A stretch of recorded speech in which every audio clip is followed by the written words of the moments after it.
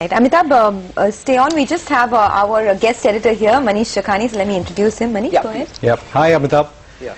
Well, the reason, Hi. I asked specially for you to be, requested to come on today was to get this whole pall of gloom that we have in India, that investments not taking place, cleared. And for viewers who don't know, Amitabh is the man behind the Incredible India campaign. So he really is now helping to make India incredible. Okay. I just want to quickly paraphrase what this project means.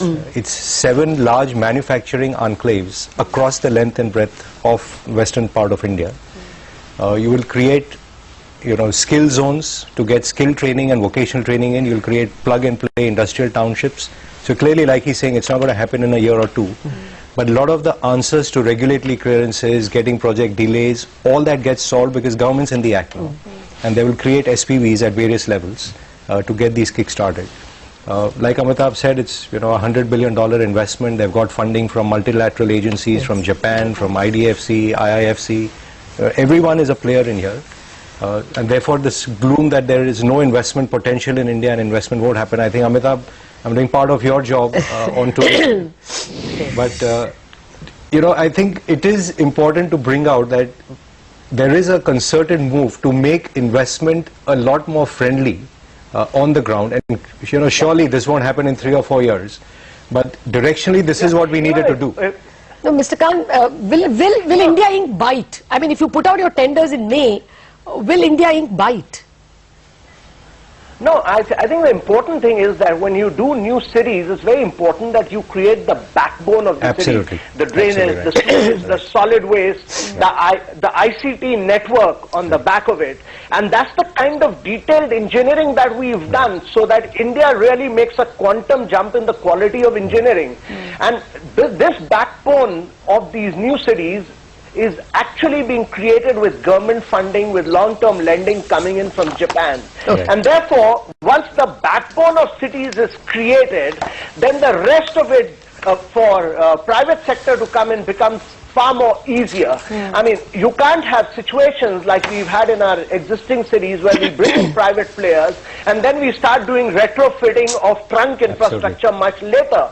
So my view is that once the backbone of these cities has been created, and many of these contracts in the initial phases will be EPC contracts, and we have to our mind, this would enable the private sector to come into the subsequent phases much quicker, much faster, because all approvals would have been in place.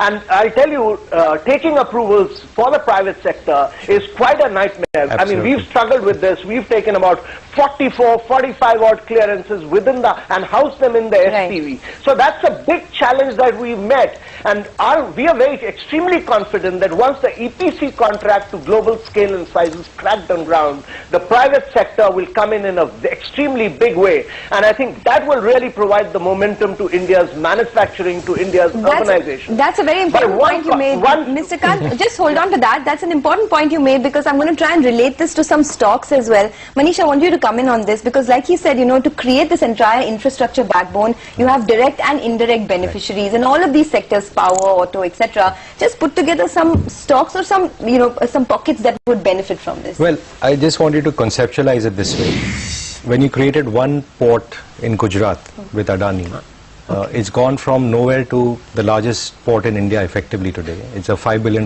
market cap in these depressed times. What they're doing is creating 7 manufacturing enclaves across India. So it's much beyond the port. You'll get the power and the water and the roads and everything built up ready so you can go in and plug and play. So the size scale of this is effectively creating pudongs and all which you have in China. It also solves things which we don't have on the export side. You don't have scale in India because you don't have these zones which allow manufacturing excellence. Because today our SEZs are all 50 square miles, like he was rightly saying, suiting a developer or a particular industrial house or a particular party and so on. So if this is indeed implemented, this changes the landscape of manufacturing in India. And these new townships effectively are a new Mumbai, a new Aurangabad, a new Nashik, and so on. And it's a bit like the internet. So when the internet came, it's the content providers who just completely lifted off. And I think this can lead to a big revival of manufacturing in India. Where manufacturing is 15% of GDP. Okay. Our exports are some... And that's you the know, most depressed yeah, sector, and actually. exports are what, 7-8% net, you know, of GDP today. So we clearly need that to lift off. Mr. Kant, out of time, but I believe you want to come with the last comment.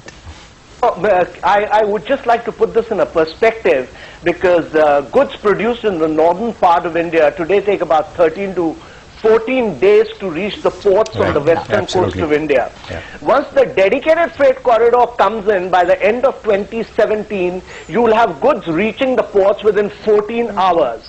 And that, to my mind, is a radical shift. Absolutely. It will make a paradigm shift. And this would bring in a huge amount of efficiency in India's exports.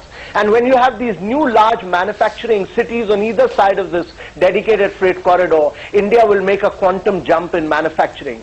Now, just to tell you that Dholera, the city which we are doing in Gujarat, is size of almost 920 square kilometer. I mean, this is the size and scale of dimension of the planning process, the detailed engineering that we've undertaken. And that's larger than Singapore. So I think you need to take a long-term perspective on this.